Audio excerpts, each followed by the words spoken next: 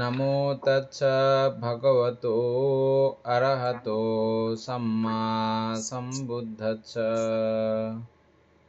জগৎপূজ্য মহাকারণিক তথাগত সম্যক সম্বুদ্ধ শ্রীচরণে কৃতজ্ঞ প্রণাম নিবেদন করে প্রজ্ঞাপারমিতে অংশগ্রহণকারী সকল উপাসক উপাসিকাগণের নিরোগ দীর্ঘায়ু সুখী জীবন তথা জ্ঞান বিমণ্ডিত জীবন কামনায় শুরু করতে চলেছি আজকের মহাপরিনির্বাণ সূত্র পরিশিষ্ট আলোচনা ক্লাস।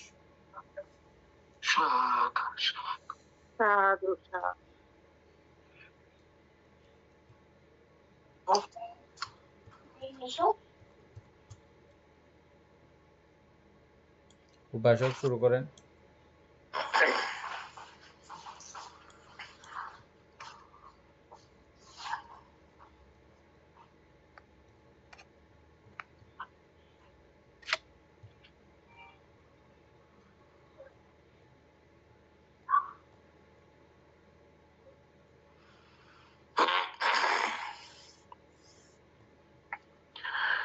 মরণশীল মানবগণের জীবন অজ্ঞাত এবং অনিমিত্ত।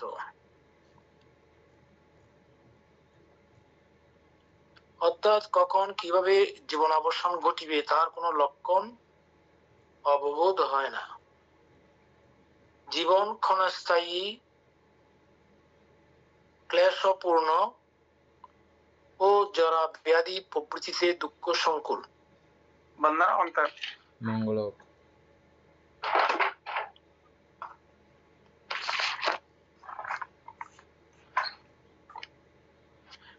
আচ্ছা, তারপর আছে পানি। জাতক না মরিয়া পারিবে এমন কোন প্রচেষ্টা দৃষ্ট হয় না। নাইসে উপকামু আত্মীয়েনা যাতা। আমি জাতক না মরিয়া পারিবে এমন কোন প্রচেষ্টা দৃষ্ট হয় না। অন্তত জরাক্রান্ত ইয়া হইলেও মরিতে হইবে।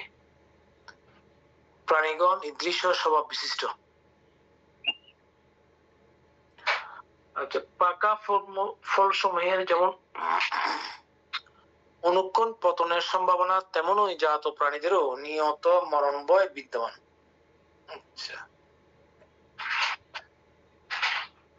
সুন্দর উদাহরণ দিছে বলতে। হ্যাঁ, খুব সুন্দর উদাহরণ।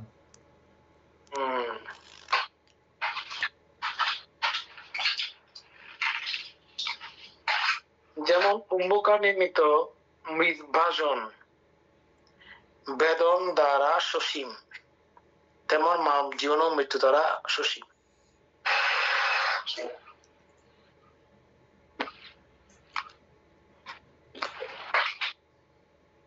তরুণ কিংবা বৃদ্ধ, জ্ঞানী বা মূর্খ, সকলেই মৃত্যুর অধীন এবং সকলেই মৃত্যু পরায়ণ।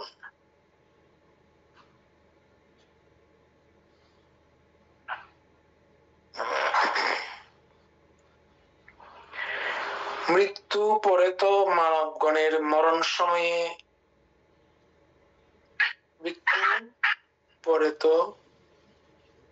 মানবগণের মরণ সময়ের পিতা পুত্রকে কিংবা জ্ঞাতি জ্ঞাতিকে ত্রাণ করিতে পারে না। আচ্ছা, যেমন ব্রজে গোপাল লইয়া যায় তেমনি বহুবিধ বিলাপে রত জ্ঞাতিগণের সম্মুখেই একজনকে মৃত্যুবরণ করিতেছে। গোপাল যেমন ব্রজে গোপাল লইয়া যায় তেমনি বহুবিধ বিলাপে রত জ্ঞাতিগণের সম্মুখেই একজনকে মৃত্যুবরণ করিতেছে। সংসার মৃত্যু এবং জরায় ব্যাহত। পণ্ডিতগণ এই লোকধর্ম জ্ঞাত হইয়া শোকহীন হন। সংসার মৃত্যু এবং জরায় ব্যাহত পণ্ডিতগণ এই লোকধর্ম জ্ঞাত হইয়া শোকহীন হন। জাত বা মৃত যাহার গমনাগমন মার্গ দুর্গেয়। এটা খুব মনে রাখার মতো। এটা মানে কিভাবে পণ্ডিতগণ শৌখিন হন।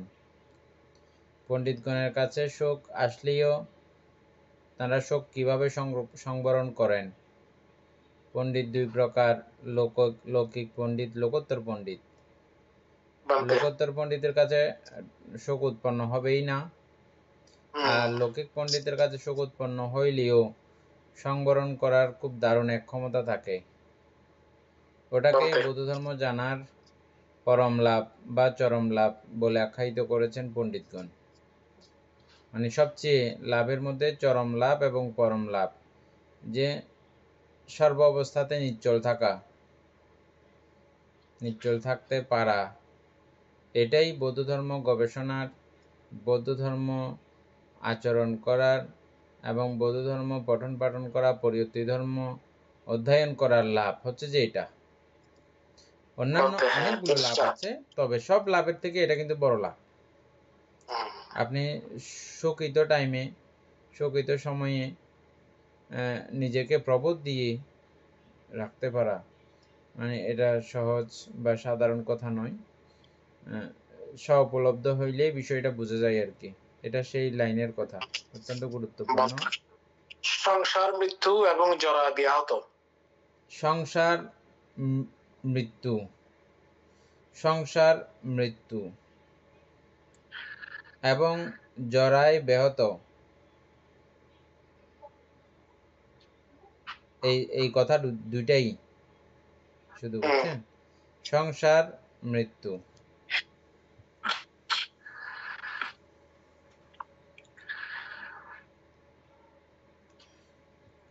সং অভিনয় আর সার বাস্তব, এটা আমরা আগে একবার আলোচনা করছিলাম।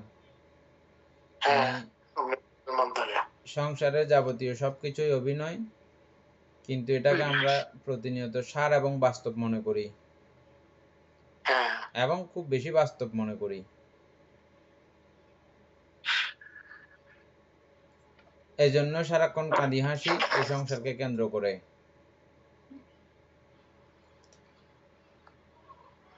শুধু বাস্তব নয় বানতে, এখানে রত থাকার জন্য আমরা অনেক প্রচেষ্টা করি।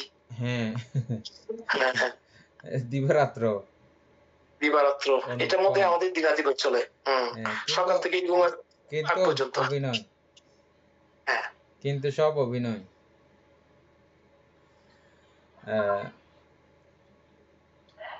এই সংসার প্রতিক্ষণে ক্ষণে মৃত্যু হচ্ছে, ওটাকে কেন্দ্র করে সংসার, মৃত্যু। এই সংসার বলতে আমরা তো এটা গল্পের মধ্যে এটার নাম মিলাই, কিন্তু সংসারের মূল অর্থ যেটা সংস্কার, বুঝছেন? সংস্কারের অপর নাম সংস্কারও বলা যায়। ওই লাইনটাকে বলে দেন না তাহলে, এক লাইন আগেরটা বুঝিয়ে দেন তাহলে সবাইকে, মনে এটা আর ক্লিয়ার হবে। না, এটা আমার বেশি মজা লাগছে যে এই জন্য আলোচনা করতে। না, এটা বলতে আরো ক্লিয়ার হবে সবার জন্য। মৃত্যু পরে তো মানব গণের মরণের সময়ে পিতা পুত্রকে কিংবা জ্ঞাতিকে ত্রাণ করতে পারে না। এটা আমরা প্রতিদিন আমাদের গুরুভান্তে, প্রজ্ঞাবংশভান্তে কতগুলো গাথা লিখেছেন।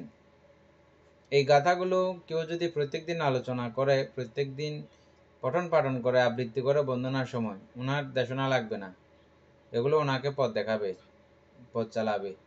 ওখানে এই লাইনটা ওখানেও বানতে লিখেছেন, ঘটি করে কুম্ভকার ভাঙাই অদৃশ্য তার, ভাঙিতেই তৈরি যেন হয়, জীবিতের জীবন যেন, মরিতেই জনম হেন, যাইতেই আগমন তার হয়। এগুলো প্রত্যেকটা লাইন দেশনা, এগুলো, বুঝছেন? নিজেকে শুধরে দেওয়ার, পড়লে মাত্র নিজে শুধরে যাবে অটোমেটিক।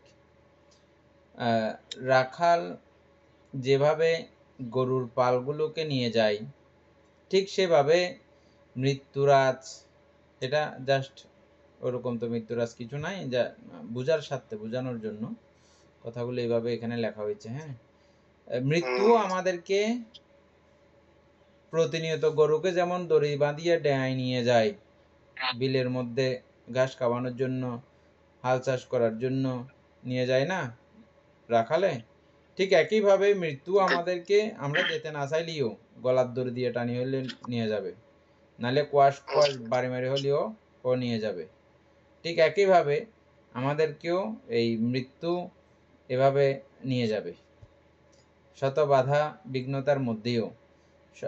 জ্ঞাতিগণের শত বিলাপ করলেও জ্ঞাতিরা নানা ধরনের বিলাপ করতে থাকে প্রিয়জন মারা যাওয়ার সময়, কিন্তু কোনো বাধা বিঘ্ন বা জ্ঞাতির ক্রন্দন রোদন এগুলো কোনো কিছুতেই কিছু কাজ হবে না, হয় না।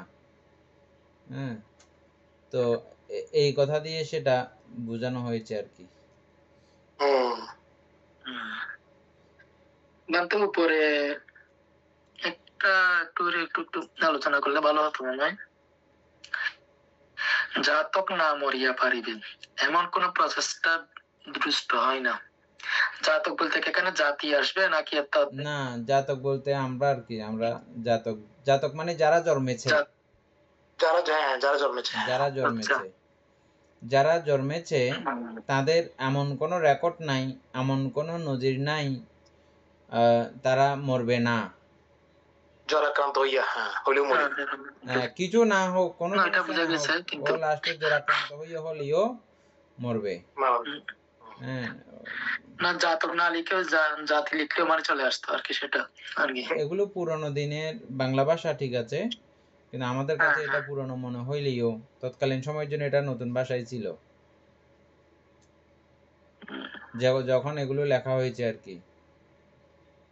আমাদের কাছে এটা বড়ই রোমাঞ্চকর মনে হইলেও কিন্তু এই যে আমরা পুরো বইটা পড়তে গিয়ে বাংলা ভাষার যে মাধুর্য এবং শালীনতা এবং ছোট একটা শব্দ দিয়ে অনেক কিছু বোঝার, এটা এই বইয়ে প্রমাণ করে। এটা একটা আছে। তারপরে আমাদের যেটা একটা বই আনবে সুকুমার বাবু, আনবে বলছে, কত তারিখ জানি, ওই বইটা পড়লেও, হ্যাঁ ওটাও আমরা পড়ে ফেলবো, ওটা বেশি বড় না, ছোট। হ্যাঁ, এটাও মানে এত ভাষা জ্ঞানে ভরা, আপনি পড়লে এটা শুধু মানুষকে এগুলো বলতে ইচ্ছে করবে এমন ভাবে। বই বেশি লিখতে হয় না, একটা লিখলেও হয়ে যায়। উনি একটা বই লিখে দর্শন সাগর উপাধি পেয়েছেন। কোনটা বলতে সব প্রিয়ানন্দ মন্ত্র? এটা না, ওনার নাম হচ্ছে বিশুদ্ধানন্দ পান্তে। বিশুদ্ধানন্দ পান্তে? হ্যাঁ, আমাদের সঙ্গরাজ সঙ্গনায়ক বিশুদ্ধানন্দ পান্তে না। ও আচ্ছা, আমি চিন্তা করছি জানো সত্য দর্শন প্রণেতা বিশুদ্ধানন্দ মহাতেরো। আচ্ছা, যিনি ওই কি জানি উখিয়া না কোথায় জানি ছিল উনি? যাই হোক, আমরা ওনার বই পড়তে গিয়ে ওনার জীবনী সব পড়বো না, ওখানে থাকবো। কত গবেষণা করেছেন এই আমাদের বাংলা দেশের বাংলা ভাষাভাষী বৌদ্ধ ভিক্ষুরাও। বই না পড়লে তো এদেরকে আসলে চেনা যাবে না ওরা কি করেছেন। হ্যাঁ, তো আমরা তো যাগে যজ্ঞে বিশাল বিহার আদি দেখলে, অনেক শিষ্য প্রশিষ্যের প্রাচুর্য দেখলে ওদেরকে মনে করে যে ও বিশাল একটা কিছু না, কিন্তু দেখতে পাচ্ছি যে বিভিন্ন আমাদের অতীত ইতিহাসে মহা পণ্ডিতগণ ছিলেন একদম চুপচাপ। বুদ্ধ যেভাবে ভিক্ষুদেরকে গুপ্ত হয়ে থাকতে বলেছেন, ওইভাবে গুপ্তভাবে সারা জীবন কাটিয়ে দিয়েছেন। এরকম অনেক বৌদ্ধ ভিক্ষুকে দেখা যায়। কোনো রকমের প্রকাশ বিকাশ ওরা চাননি, কারণ এগুলো ওই প্রকাশ বিকাশে যেই স্বস্তিটা, মানে মানুষ একটু বাহাবা দেয়, মানুষ একটু ভালো বলে, ওটা কিছুটা যতটা আছে মজা, কিন্তু সাজা তার থেকে আরো 10 গুণ বেশি। সেজন্য ওই মজাও ভোগ করতে যান নাই আর সাজাও ভোগ করেন নাই। যে জন্যই আমাদের উনাইনপুরার যিনি ভান্তে ছিলেন, জ্ঞানেশ্বর ভান্তে, প্যারালাইজড হয়ে উল্টা বলতেছেন যে বাপরে কত শান্তি পেয়েছি। প্যারালাইজড হইলে আমি অনেক মানুষকে দেখেছি অজর ধারায় কাঁদতেছে, আহ, আমার একটা অভ্যাস হয়েছে, শ্রদ্ধেয় গুরুভান্তে প্রগবংশান্তে আমাদেরকে প্রায় সময় বলতেন যে যে গ্রামে থাকবা তোমরা কখনো ওই গ্রামের মধ্যে যারা বৃদ্ধ থাকবে, অসুস্থ থাকবে এবং খুব ব্যাধিগ্রস্ত বেশি হয়ে গেলে তাদেরকে অন্তত সপ্তাহে না পারলেও 15 দিনে একবার অন্তত দেখে আসবা। কেন? কারণ সুস্থ অবস্থায়, সাবলীল অবস্থায় তোমাকে খাবার দাবার দিয়েছে, তোমাকে চিবুক দিয়েছে, তোমাকে মায়ের মতো বাবার মতো ভালোবাসা দিয়েছে, এবং তোমাকে না দিলেও তোমার পরম্পরা, তোমার গুরুকে, তোমার গুরুকে, তোমার আচার্যের আচার্যকে দিয়েছে। আজকে তুমি যে পর্যন্ত বৌদ্ধ ধর্ম পাচ্ছ, বুদ্ধ শাসনে আছো, এগুলো রক্ষার পিছনে এই দায়ক দায়িকাদের একটা হাত রয়েছে, সহযোগিতা রয়েছে, এদেরও ভূমিকা কম নয়। তাই এদের এরকম একটা অসহিষ্ণু অবস্থার মধ্যে তাদেরকে ধর্ম দান করে ধর্মপ্রীতি, ধর্মরস দেওয়া তোমাদেরও দায়িত্ব, ডিউটি। তো এই বিষয়গুলোকে কেন্দ্র করে আমার এটা অভ্যাস হয়ে গেছে। বৃদ্ধ মানুষ দেখলে, যারা বিহারে আসে না, তাদের এখানে আমি চলে যাইতাম, বলতাম আমি আসবো, ইয়া করবা তোমরা, একটু পরিষ্কার পরিচ্ছন্ন করে থাকবো, আমি সূত্রপাঠ করবো, দেশনা করবো, এভাবে বলে বলে চলে যাইতাম। তো এরকম বলতে বলতে অনেক ঘরেই যাইতাম। মাঝে মধ্যে এরকম প্যারালাইজডের, যারা প্যারালাইজড হয়ে গেছে আর বিহারে আসতে পারবে না, এরকম ঘরেও যাওয়া হতো। ওরা আমাদেরকে দেখলে একদম হাউ মাউ করে কান্না করতো, হাত পা নাড়াচাড়া করতে পারে না, যে আমাদেরকে কিছুক্ষণ হাত পা বাঁধি রাখলে কিরকম লাগবে দেখবেন। হ্যাঁ, তারপরে ওদের লাড়াচাড়া করতে ইচ্ছে করে, কিন্তু লাড়াচাড়া করতে পারে না তারা। হ্যাঁ, কি ধরনের একটা যন্ত্রণা, আমি এগুলো ফিল করতাম, তাদের কান্না দেখে দেখে ফিল করতাম, হা, মানে কি ধরনের কষ্ট, কি ধরনের দুঃখ তারা পাচ্ছে। এমনি এমনি মানুষ একটা কাঁদে না তো, হাউ মাউ করে একদম বিলাপ ধরে তো এইভাবে কাঁদে না। তারপরে এগুলো দেখে আমি খুব সংবিঘ্ন হতাম, হাইরে দেখো কখন কি মুহূর্তে কীরকম হয়ে যায়, কোনো ঠিক ঠিকানা নেই। সুস্থ থাকতে কত বাহুবল, কত সৌন্দর্যের বাহাদুরি, এটার কোনো ইয়াত্তাপাত্তা থাকে না। একটু 19-20 হইলে নার্ভের দ্বারা এগুলো সুগঠিতভাবে থাকতেছে, চলতেছে। একটু 19-20 ব্যাকল হইলে মাত্র হারে কি করুন পরিস্থিতি। সবগুলো হয়ে গেলে তো আরো সর্বনাশ। এক সাইড একটা হলে তাও কিছুটা, কিন্তু অনেকজনে আছে যে দোনো হাত দোনো ঠ্যাং সর্বনাশ হয়ে যায়, জিহ্বাও সর্বনাশ হয়ে যায়, কথা বলতে পর্যন্ত পারে না। হ্যাঁ, তো যাই হোক, তো এইরকম মানুষও দেখেছি। আবার আমরা গল্পের মধ্যে বিভিন্ন ভান্তে পরম্পরা, গুরুভান্তে পরম্পরা শুনেছি যে এই জ্ঞানেশ্বর ভান্তে যখন প্যারালাইজড হয়েছেন তখন তিনি মহাখুশি, মহানন্দ। এতদিন আমি বুদ্ধকে যতটা গবেষণা করতে পারিনি, বুদ্ধকে যতটা আলোচনা করতে পারিনি, এবং নিজের জন্য যতটা সময় দিতে পারিনি, এই প্যারালাইজড হওয়ার কারণে আমি অন্তত অন্যান্য অনেক কার্যক্রম থেকে আমি বেঁচে যাব, আরও বুদ্ধকে ভালোবাসার জন্য, বৌদ্ধ ধর্ম আচরণ করার জন্যে এবং নিজেকে সময় দেওয়ার জন্যে অনেক সময় আমি পেয়ে গেছি। একদম খুশিতে আরও আত্মহারা যেন। ওনার কথাগুলো এমন ছিল, সবাই আশ্চর্য হয়ে যাচ্ছে। এমন অবস্থায় মানুষের মুখের থেকে এরকম বের হয়, আর পণ্ডিতগণের মুখের কথা কীরকম দেখেন, বুঝছেন তো। এরা হচ্ছে যে মহাপণ্ডিত। এটা কোনো আপনি সাজিয়ে দেওয়া কথা, বানিয়ে দেওয়া কথা, ওইরকম সময়ে এরকম কথা বলা যায় না। না, বর্তমানে আমাদের ওই বুদ্ধিপাদ শ্রমণ ছিলেন, যে বুদ্ধিপাদ শ্রমণ উনিও এরকম। তো হ্যাঁ, উনি ভিক্ষু হন, সেখানে উনি খুব খুশি, ওনার মধ্যে ওই দাগটা হওয়ার কারণে। হ্যাঁ হ্যাঁ। তো যাই হোক, তাহলে এই জ্ঞানীগণের, পণ্ডিতগণের দৃষ্টিভঙ্গি কেমন? কিছুক্ষণ আগে যে কথাটা বলতে চাইলাম, পণ্ডিতগণ সবসময় শোকের বিষয়ে তারা অশোক থাকতে পারেন, শৌখিন থাকতে পারেন, কারণ এটার গতিবিধি, প্রকৃতি, প্রাকৃতিকতা জানেন, বুঝেন। তো যেহেতু এখানে আমার কিছুই করার নাই, আমি এখানে এত হাইতোষ করে এত কন্দন রোদন করে আমার কাজ কি? বুঝছেন? এই লাইনটাই মানে ওই সংসার, মৃত, মৃত্যু এবং জরায় ব্যাহত। সংসার বলতে এখানে আমি একরকমই কথাটা বললাম। সংসারের প্রকৃত অর্থ হচ্ছে যে সংস্কার। সংস্কার মানে কি? সাংখ্যাতা ধাম্য। সাংখ্যাতা ধাম্য মানে কি? সংস্কৃত ধর্ম। সংস্কৃত ধর্ম মানে কি? সংযুক্ত ধর্ম। একক কোনো এটা মৌলিক কিছু না। সব কিছু মিলেমিশে একাকার হয়ে কার্যকারণ এগুলো সবগুলো যুক্ত হয়েছে, যুক্ত হয়ে একটা অবস্থা তৈরি হয়েছে এটা। এবং এটা প্রতি মুহূর্তে আবার ভাঙনশীল, মরণশীল। এটা হচ্ছে সংসার মৃত্যু। বুঝছেন? কথা ছোট, অর্থ ব্যাপক। বুঝতে পারছেন না? সংসার মৃত্যু কথাটা বুঝতে পারছেন না? সংসার কি মরে নাকি? প্রশ্ন আসতে পারে না এরকম? সংসার তো মরে না। কি মরে? ওই সংস্কার যে প্রতিনিয়ত ভাঙে, প্রতিনিয়ত ধ্বংস হয়, এটাই। এজন্য এটা বলা হচ্ছে সংসার মৃত এবং জরায় ব্যাহত। জরায় ব্যাহত বলতে কি?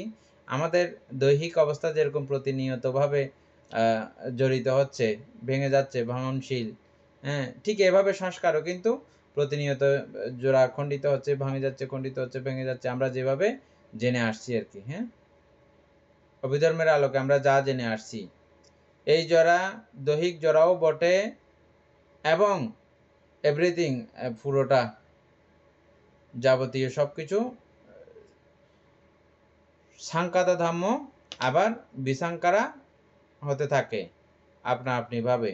এভাবে মানে জরায় জড়িত হয়ে সবকিছু প্রতিনিয়ত প্রতি ক্ষণে ক্ষণে এগুলো লয় প্রাপ্ত হতে থাকে। আচ্ছা, এই জিনিসটা যারা বুঝেন, যারা জানেন, তাদেরকে পণ্ডিত বলা হয়। এই দুইটা সিস্টেম, তাদেরকে বলা হয় পণ্ডিত। আর এই পণ্ডিতগণ এই লোকধর্ম জ্ঞাত হইয়া, লোকধর্ম বলতে কি? তাও ওই সংসারের ধর্ম, 31 লোকভূমিতে ঘটিত ঘটনা, লৌকিক সমস্ত ঘটনা, এইগুলো লোকধর্ম। বা 31 লোকভূমির প্রাণীগণ যা যা করে, এগুলোকেও লোকধর্ম বলা যায়। লোকে যা করে তা লোকের ধর্মও বলা যায়। ধর্ম বলতে লোকের সংস্কার আর কি। এগুলো লোকের সংস্কার, সংস্কার ধর্ম। এগুলো লোকের সংস্কার, লোকের ধর্ম।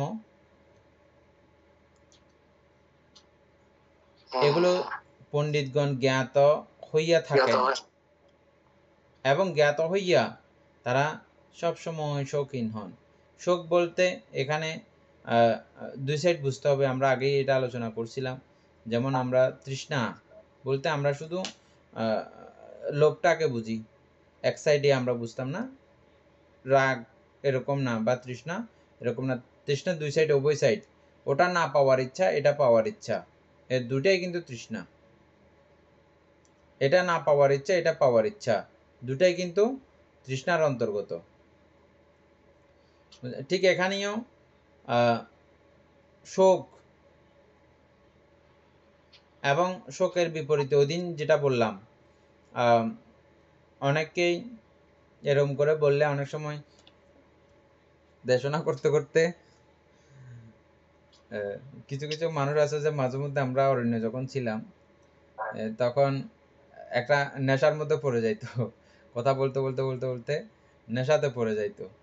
আর আমরাও হঠাৎ করে, কোনো মানুষ তো আসলে কথা বলার থাকে না, হঠাৎ কেউ যদি এরকম শ্রদ্ধাবান আসে, ওখানে গেলে মানে অরণ্য পথ এটা হেঁটে যাইতে যাইতে আমাদের কুটিরগুলো যখন দেখে, নিলিবিলি স্থান যখন দেখে, মানুষের কাছে এমনিতেই মনে হয়, মানুষের কাছে কেন আমাদের কাছেও মনে হয় 2500 বছর আগে যেন আমরা ফিরে গেছি। 2500 বছর পূর্বে বুদ্ধের সময়কালীন ঘটনাগুলো বইয়ে যা যেমন দেখেছি তেমন পরিবেশ আমাদের অরণ্য কুটিরগুলো এমনই ছিল। তো এখানে যদি কখনো এরকম কোনো শ্রদ্ধাবান মানুষ যায়, তারা একদম তন্ময় হয়ে যায়। অনেকক্ষণ ধরে কথাবার্তা শুনে, কথাবার্তা শ্রবণ করার পরে ওরা মাঝে মধ্যে এমনও সিদ্ধান্ত গ্রহণ করে, বানতে ঘর তো যাইলে আপনি কিন্তু বেগিন তালিমেলি বা ইচ্ছা করতেছে তো এখনই প্রব্রজিত হয়ে যাই, এবং হয়ে গেছেও অনেক। হ্যাঁ, ওরকম তালে পরে অনেক সময় অনেকে প্রব্রজিত হয়ে গেছেও। তবে আমরা একটু সাবধান থাকতে হতো, সাবধান থাকতাম। আমার গুরুবান্তে কিন্তু এগুলো সাবধান টাবধানের কোনো ব্যাপার নাই। হতে চাইলে ওকে ছাড়াছাড়ি নাই। বউকে যেভাবে পারে লাইন করে ফেলবে। কন্যা সন্তান থাকুক, পুত্র সন্তান থাকুক, ওগুলোকে যেভাবে যেমনে পারে মোটামুটি লাইন করে ফেলবে। এরকম করেছি অনেকজনকে, এখনো রেকর্ড আছে।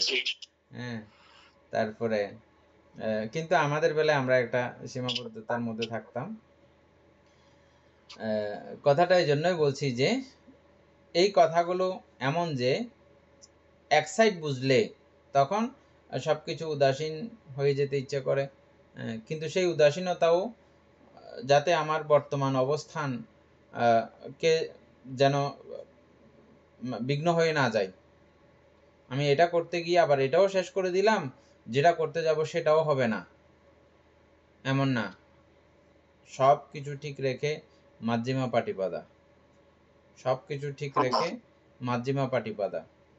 এই মাধ্যমা পাটিপাদা সংসারে অবস্থান করেও করা যায়, সংসারে অবস্থান করেও করা যায়। ওই দিন আমরা উদাহরণ দিয়েছিলাম কি রকম মাধ্যমা পাটিপাদা, উদাহরণ প্রত্যেকটা জায়গায় আছে এই মাধ্যমা পাটিপাদাটা।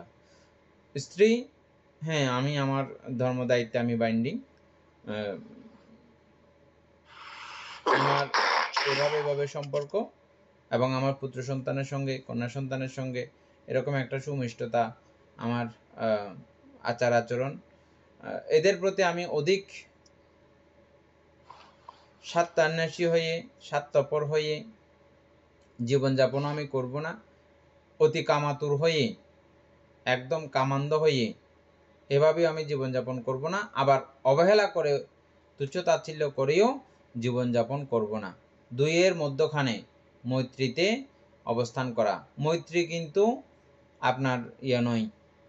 আমরা ভালোবাসা দুই প্রকার বলছিলাম, কাম ভালোবাসা, নিষ্কাম ভালোবাসা। এই মৈত্রী হচ্ছে যে নিষ্কাম ভালোবাসা। কাম ভালোবাসাতে আসক্তি জন্ম হয় এবং এই আসক্তি বহু দুঃখের কারণ হয়। আর নিষ্কাম ভালোবাসা, এটাতে আসক্তি বর্জিত হয়, জ্ঞান প্রজ্ঞা বর্ধিত হয়। নিষ্কাম ভালোবাসা, এই নিষ্কাম ভালোবাসা হচ্ছে যে সংসারের প্রতি যে নিষ্কাম ভালোবাসা, ওটা হচ্ছে যে মাধ্যমা পাটিবাদা। বুঝছেন? ওই মাধ্যমা পাটিবাদা আচরণ করে থাকা। যখন যখন সময় হবে খুব দ্রুত চালানো একটু গাড়ি, মানে যখন গাড়ির ড্রাইভারের রাস্তা যখন দেখে যে একদম সোজা, ডাইনে বাঁয়ে কোনো গাড়ি নেই, একদম 100-200-তে তুলে দিয়ে চালাই। ঠিক এমন এমন সময় আমাদের কিছু আসবে। কখন? ভোরবেলা আপনি 4টা বাজে উঠলেন, উঠে 4টা থেকে 5টা নিরিবিলি একটা সময়, খুব স্পিডে আপনি চালাইতে পারবেন। চালান কিছুক্ষণ আপনি, হ্যাঁ, অনেক দূর পথ অগ্রসর হয়ে যাবেন। তারপরে সবাই ঘুমায় পড়ছে, 10টা থেকে 11টা, 1 ঘন্টা নিলেন। হ্যাঁ, তারপরে এটাতে আবার কেউ মনে করবেন না আমার ঘুমের একটু বিঘ্ন হয়ে যাবে। স্বাভাবিক ঘুমের থেকে ধ্যানজ, চিত্ত সুখের ঘুম, চিত্ত শান্তির ঘুম, চিত্তকে একাগ্র রেখে দেওয়ার ঘুম, মানে ওখানে আবার একদম চঞ্চলতা করলেন বসে, আপনি নানা ধরনের প্ল্যানিং করলেন, তাহলে চিত্ত শান্ত হলো না। চিত্তকে যখন একটা জায়গায় স্থির করে রাখার একটা যখন শক্তি উৎপন্ন হবে বা রাখতে পারবেন, তখন এটা ঘুম থেকেও আরো বেশি স্নান্তিদায়ক, একদম মন প্রাণ প্রফুল্ল হয়ে যাবে। গুরুভান্তেরা বলতে শুনেছি এরকম 1 ঘন্টা চিত্ত নিবিড় করে থাকা, চিত্তকে দমিত করে থাকা, বা শ্বাস প্রশ্বাসের মধ্যে হোক, যে কোনো একটা জায়গার মধ্যে হোক, চিত্তকে একাগ্র করে রাখার যে প্রয়াস, ওটা কিন্তু মহা এক শারীরিকভাবে প্রশান্তি দেয়। মন প্রশান্ত হইলে শারীরিক এমনিও প্রশান্তি হয়ে যায়। আমরা ঘুম যাই যে বিশ্রামের জন্য, শুধু দেহের বিশ্রাম হয় সেখানে, কিন্তু এখানে মনের যখন বিশ্রাম হয়, দেহেরও বিশ্রাম অটোমেটিক হয়ে যায়। হ্যাঁ, এই জন্য বনভান্তে প্রায় বলতেন এই যে কেমনে আনন্দ ভান্তারা ঘুম যাননি, এটা বানতে বলে বলে আরো বহু বানতে আমাদের ত্রিপিটক শাস্ত্রের মধ্যে দেখতেছি ওনারা ঘুমাননি। আনন্দ ভান্তে তো যতদিন শাবক ছিলেন ততদিন ঘুমান নাই, এটা তো জানেন আপনারা, কিন্তু এর পরবর্তীতে বুদ্ধের পরিনির্বাণের পরেও উনি ঘুমাননি আর। তো কেন ঘুমাননি তারা? তাদের কি শারীরিক ক্লান্তি ছিল না? শারীরিক ক্লান্তিগুলো এভাবেই তারা দূর করতেন। এভাবে দূর করার কারণে তাদের ওইরকম একদম সাধারণের মতো করে ঘুম যাওয়ার ওই প্রয়োজন পড়েনি। তবে এটার জন্য শারীরিক অনেক কোয়ালিটিগুলোও দরকার, বর্তমানের ইচ্ছাও দরকার, এবং ওইরকম শারীরিক সক্ষমতা হতে শুরু করে যাবতীয় সবকিছুর একটা ব্যাপার আছে। তারা জন্মান্তরীণ সেভাবে পুণ্য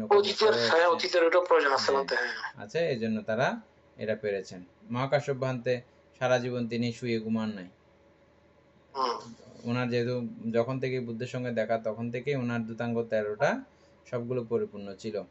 ওই চিবর পরিবর্তন করার কারণে আমরা পড়ছি না, চিবর পরিবর্তন করলে ওনাকে সারা জীবন 13টা দূতাঙ্গ এগুলো পালন করতে হয় এবং পাঞ্চুকুলিক চিবর সারা জীবন ব্যবহার করতে হয়। 13টা দূতাঙ্গ দাঁড়ির মধ্যে উনিই সেরা, ওনার থেকে আর কেউ বড় নাই। যাই হোক, আমরা এই ছোট লাইন থেকে অনেক কিছু বুঝলাম।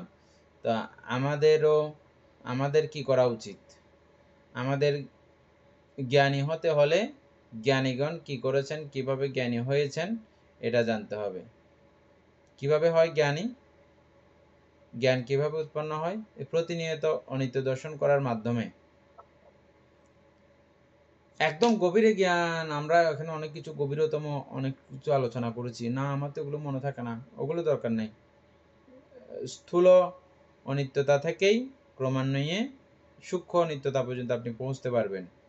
যেটা আপনি এখন চোখে দেখেন সেটা আপনি করেন। খুব সহজ কিছু আছে। আমি একসময় এরকম ছোট ছিলাম, এটা তো মিশা না, একদম ঠিক নাকি মিশা কথা এটা? এবং ক্রমান্বয়ে আমি কি হয়েছে, আস্তে করে বয়স্ক হয়েছি। যেহেতু বয়স হয়েছে আমার, সেহেতু আস্তে করে আবার বৃদ্ধ হব। কিভাবে প্রমাণ? দেখতেছি আমার দাদু দিদা সবাই বুড়ো হয়েছে এবং ক্রমান্বয়ে তারা মারা গেছেন, আমিও মারা যাব। এগুলো স্থূল, মানে খুব সহজেই দেখতে পারা যায়। এগুলো ভাবতে ভাবতে চিন্তা করতে করতে ক্রমান্বয়ে আমাদের এই জ্ঞান প্রজ্ঞা ধীরে ধীরে খুব ক্রমশ উন্নত থেকে উন্নত হতে থাকে। এটা পণ্ডিত হওয়ার প্রতিপদা, মানে পথ আর কি, রাস্তা, পণ্ডিত হওয়ার রাস্তা এগুলো। এভাবে যারা করেন তারা ক্রমান্বয়ে পণ্ডিত হন, আর পণ্ডিত হইলেই শৌখিন হন। আচ্ছা, তারপরের লাইন।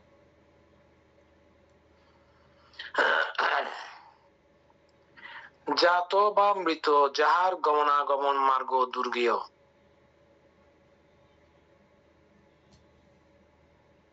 এতদ্ভয়ন্ত না জানিয়া তজ্জন্য পরিদেবন করা নিরর্থক। বুঝছেন? খুব সুন্দর। জাত বা মৃত, জাত বা মৃত যাহার গমনাগমন মার্গ দুর্গীয়, এতদুভয় না জানিয়া তজ্জন্য পরিদেবন করা এটা নিরর্থক।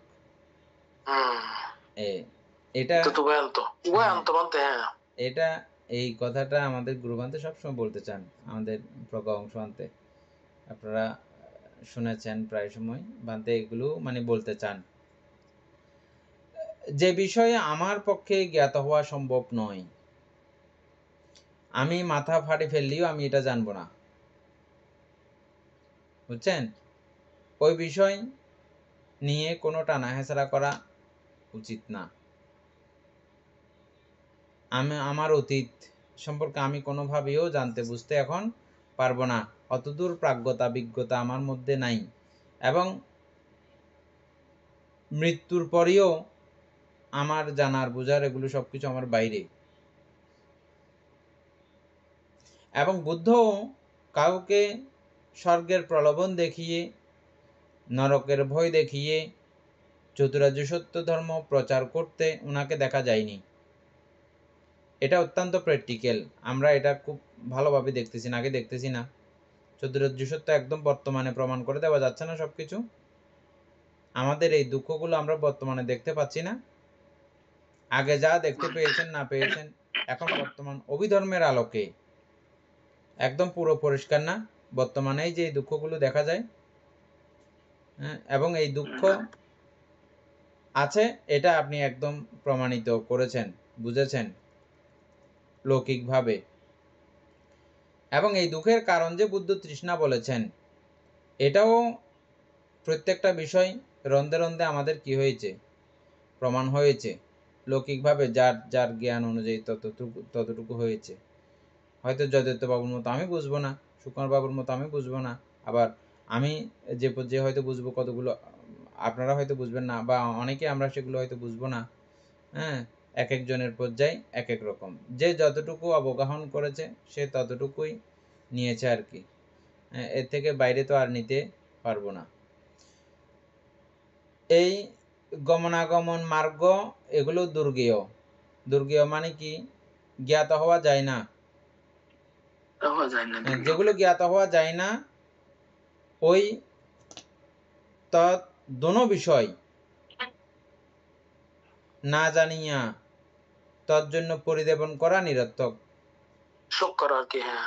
মানে ওরে এগুলো কেমন ছিল, কি ছিল, ভবিষ্যতে কেমন হবে না হবে, এই দুইটা বিষয় নিয়ে এগুলো রোদন করা, এগুলো নিরর্থক। বর্তমানে আমি আমাকে কিভাবে সংযত রাখবো, শান্ত রাখবো, ভালো রাখবো, এইটা প্রযত্ন হচ্ছে যে সবচেয়ে বড় কথা। আর্য অষ্টাঙ্গিক মার্গ এটা আমার নির্বাণ পথের মার্গ, যাব, কিন্তু ঠিক আছে সেটা। বর্তমানেও এটা আচরণের প্রেক্ষিতে আমি সুখে থাকতেছি, এবং আমার চারপাশে যারা থাকবে তারা সুখে থাকবে, এবং পুরো পৃথিবীবাসী সকলের কল্যাণ হবে। শুধু মানুষ নয়, দেব ব্রহ্মা সহ যত প্রাণী আছে, কোনো প্রাণী কুলের অকল্যাণ হয় এমন কোনো আচরণ আর্যষ্টাঙ্গিক মার্গের মধ্যে আছে কি? এটা মিডল, মাঝিমা পাটিপাদা। আপনি অতীত বর্তমান কোনো কিছু না ভেবে না চিন্তা করে এই আচরণ করতে থাকুন।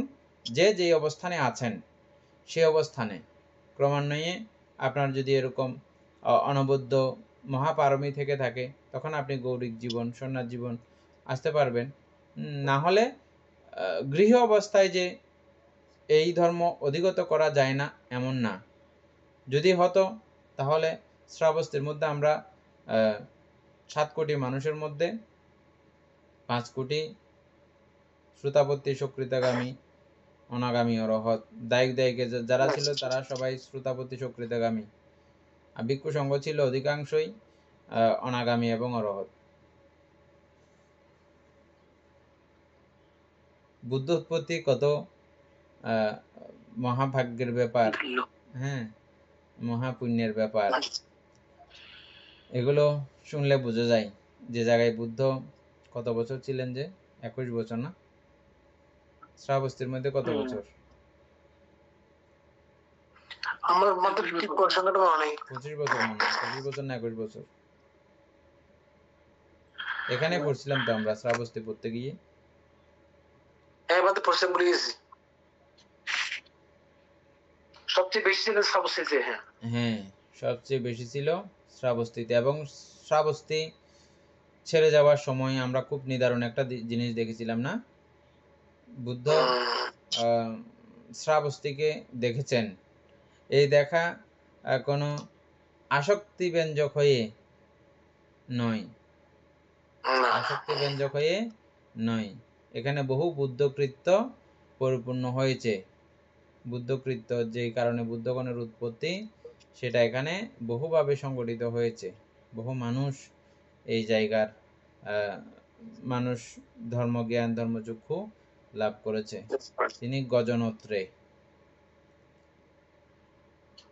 গজ গজ গতিতে বা গজের মতো করে তিনি ঘুরে দাঁড়িয়েছেন বলে আমরা দেখেছি না? বুদ্ধগণ এমনিতে নরমালি এরকমই দাঁড়ান। কত বছর? 25। হ্যাঁ, 25 বছর, 6 বছর এবং 19 বছর। 19 বছর, হ্যাঁ ঠিক আছে। ছিলেন জেতবন বিহারে, আর 6 বছর ছিল বিশাখার পূর্বারাম বিহারে। কত ভাগ্যবতী মহিলা, যে মহিলার বিহারে বুদ্ধ 6 25টা বছর বর্ষাবাস পালন করছে সাগরসিতে। 6 বছর থেকেছেন। আর কেমন ভাগ্যবান তারা মানুষগুলো। অনাথ পিন্ডিক যে তখন বিহার 19 বছর। 25 বর্ষাবাস। ঠিক আছে তো। টোটাল 25 বর্ষাবাস। আচ্ছা,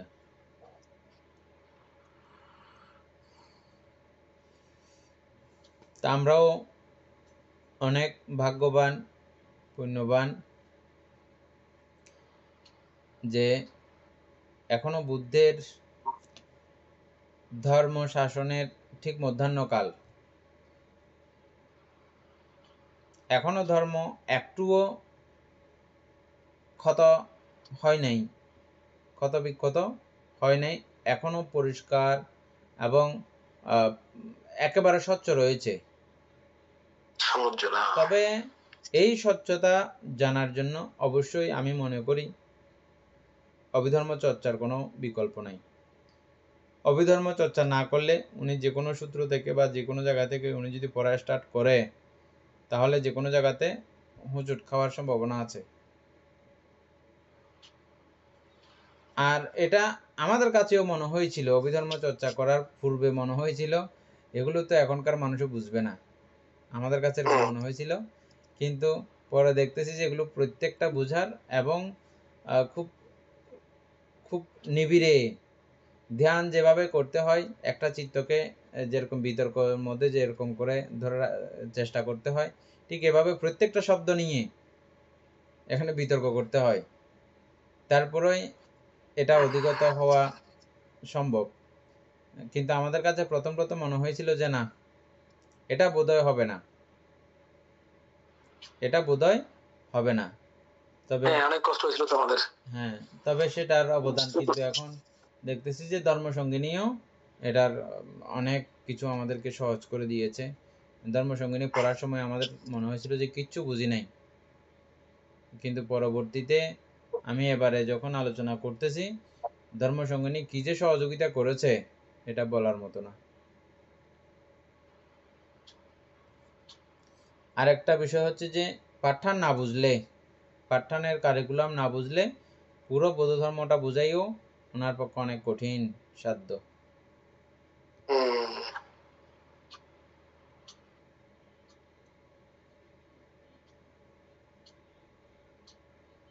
তারপরের লাইন, খেদ উক্তিতে যদি কিঞ্চিত মাত্র ফলোদয় হইত, খেদ উক্তিতে যদি কিঞ্চিত মাত্র ফলোদয় হইত তবে মূঢ় ব্যক্তিসম জ্ঞানীগণ পরিধাবন করিতেন। খ্যাত বলতে আমাদের কোনো একটা বিষয় না পাইলে একটা খ্যাত উৎপন্ন হয় না, অমুক বিষয়টা আমি পাই নাই, একদম মনোপীড়া মনোদুঃখ, হ্যাঁ, বা ওই সম্মানটা, ওই লাভটা, ওই যশটা, ওই খ্যাতিটা বা ওই প্রাপ্তিটা, ওই ধন সম্পদ এটা না পাইলে একটা মনের মধ্যে খ্যাত উৎপন্ন হয় না, এটা আমি পাইলাম না, নিজের প্রতি খ্যাত বা ওই বিষয়ের প্রতি খ্যাত, যে কোনোভাবে এরকম একটা মনোদুঃখ মনোক্লান্তি এরকম একটা উৎপন্ন হয়, এটাকে খ্যাত বলা হয়। হ্যাঁ, তারপরে খ্যাত সম্পর্কে আরও চ্যাটজিপিটির মধ্যে খুব সুন্দর করে বলবে উপাসক সুপ্রিয় বাবু, দেখেন তো খ্যাত সম্পর্কে আমরা একটু বিশদভাবে জানি আরো। যাই হোক, এই খ্যাত যদি কিঞ্চিত মাত্র ফলদায়ী হইত, ফল দিত, তাহলে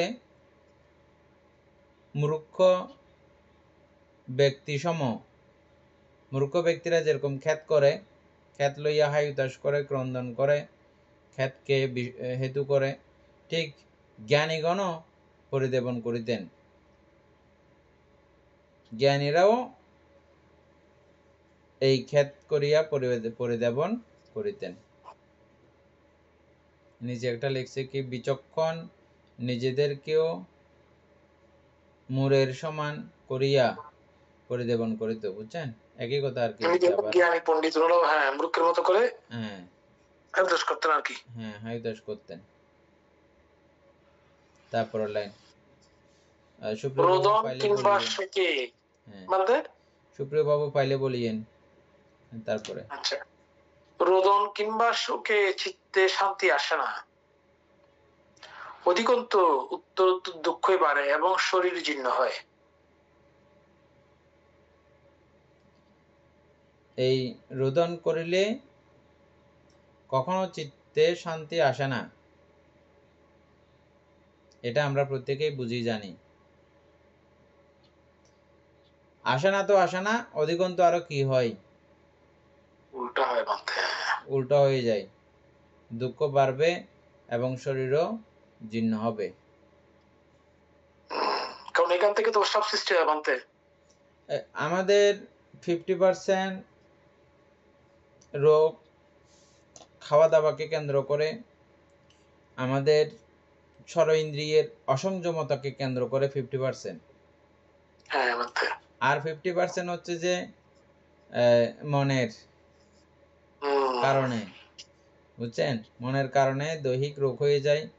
এটা অতীতকালে একসময় কেউ বিশ্বাস না করলেও, ডাক্তাররা বিশ্বাস না করলেও, বর্তমান চিকিৎসা বিজ্ঞান এত উন্নত হয়েছে যে তারা এখন বুঝে যে মন পুরো অর্ধেক রোগের কারণ আমাদের। বলতে আমরা গতকাল জানলাম না তো, হ্যাঁ গতকালকে যেটা জানলাম, হ্যাঁ মনের কারণে বিষক্রিয়া মারা গেছে যে সেটা আপনি বলেন না। ও হ্যাঁ, মন কত ডেঞ্জারাস তাহলে চিন্তা করা যায়। আমি খুব ছোট থাকাকালীন, শ্রমণ থাকতে আর কি, আমার গুরুভান্তের কাছে থাকাকালীন এক সময়, ওই দিন যে আমাদের কথা বললেন গুরুভান্তের সহ, উপাসক সুপ্রিয় বাবু বলে এখানে বলতে, এখানে বলছে অনুশোচনা বা পরিতাপ, পরিচিত বক্তব্য, আফসোস বা মনোকষ্ট প্রকাশমূলক অভিব্যক্তি। এটি এমন একটি বাক্য বা মন্তব্য যা বক্তার দুঃখ, কষ্ট, হতাশা, ব্যর্থতা বা অনুশোচনা এই ধরনের নেতিবাচক আবেগগুলি প্রকাশ করে। তো এটা নিজের ভুলের জন্য তার খেদোক্তি শেষ ছিল না, মানে এটা একটা উদাহরণ দিছে আর কি। হ্যাঁ হ্যাঁ ঠিক আছে। পরীক্ষায় খারাপ ফল করার পর তার মুখ থেকে কেবল খেদোক্তিই শোনা যাচ্ছিল, মানে এগুলো উদাহরণ দিছে অনুশোচনার। ঠিক আছে, আর বেশি কিছু দেয়নি। ঠিক আছে, না খেদ বরাবরই লিখছে, যেটা আমরা এতক্ষণ আলোচনা করছি এটা।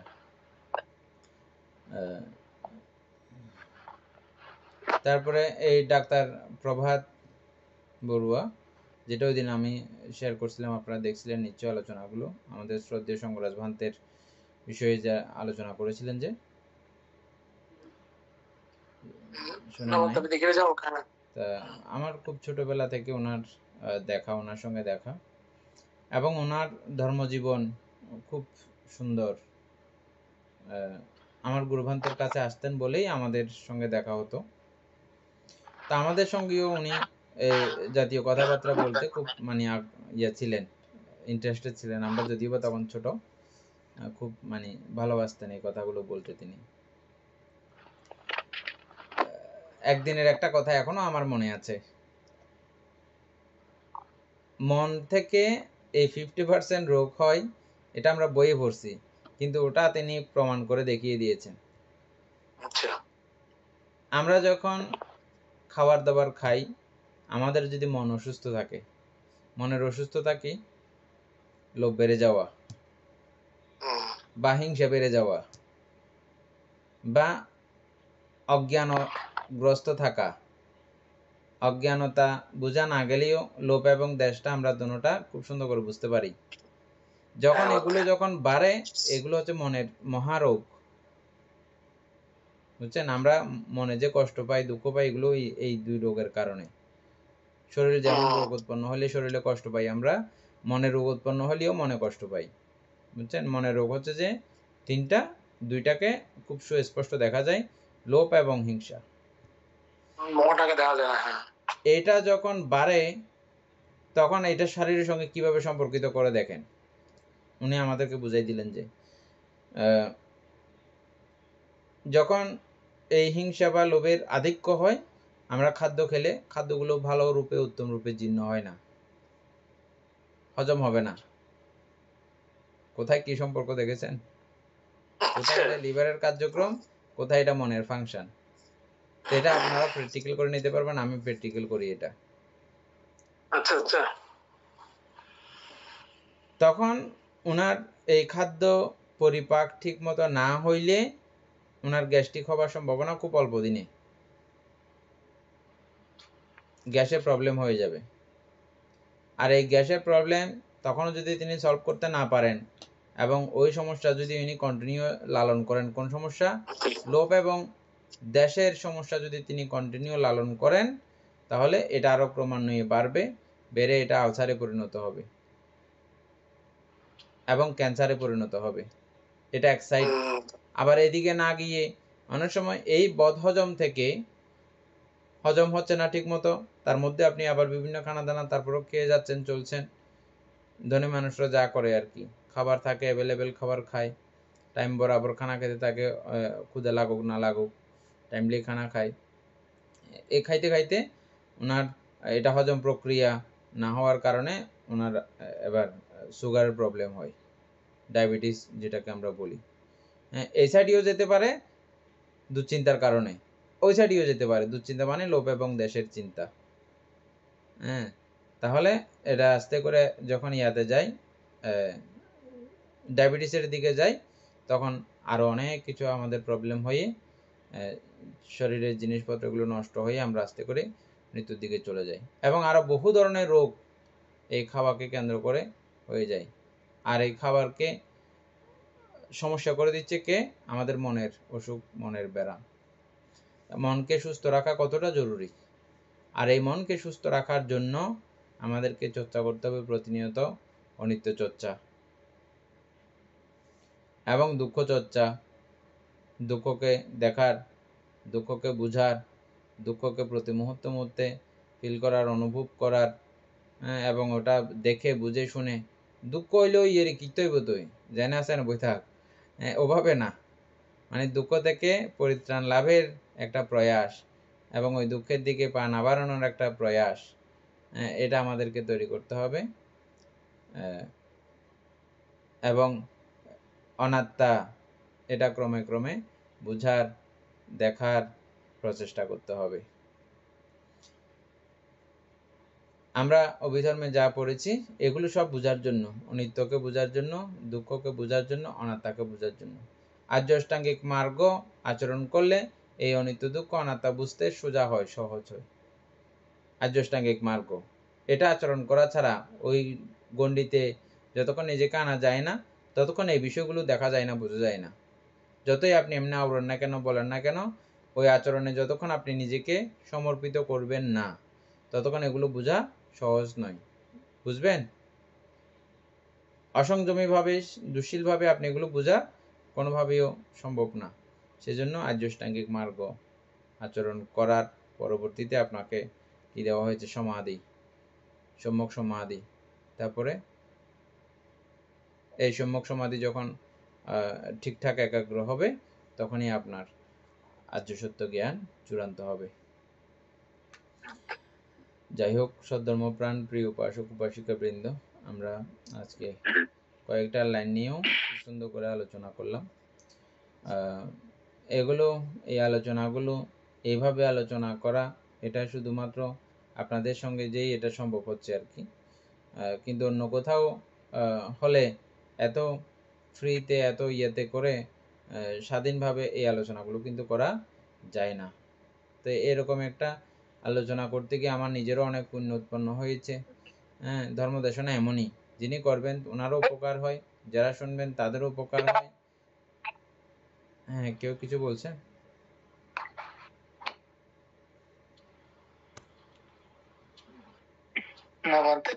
সুতরাং আমরা মহা কল্যাণব্রতী, একে অপরের কল্যাণ সহায়ক, পুণ্য সহায়ক। এই পুণ্য আমরা অনন্ত চক্রবাসী সত্যগণকে দান করছি এবং গুরুভান্তি দিগকে দান করছি, মাতা পিতাগণকে দান করছি। এই পুণ্যের কাছে আমরা প্রত্যেকে প্রার্থনা করব অনির্বাণ কাল অবধি অসৎ ব্যক্তি, মূর্খ ব্যক্তি, পাপমিত্রের সংসর্গ লাভ না করে সদা সর্বদা জ্ঞানদর্শী কল্যাণ মিত্রের সান্নিধ্য সংসর্গ লাভ করতে সক্ষম হই। এইরূপ সাধু সংকল্প পোষণ করে আজকের মতো ক্লাস এখানে সমাপ্ত করছি। সাধু সাধু সাধু। Ukasami bhakti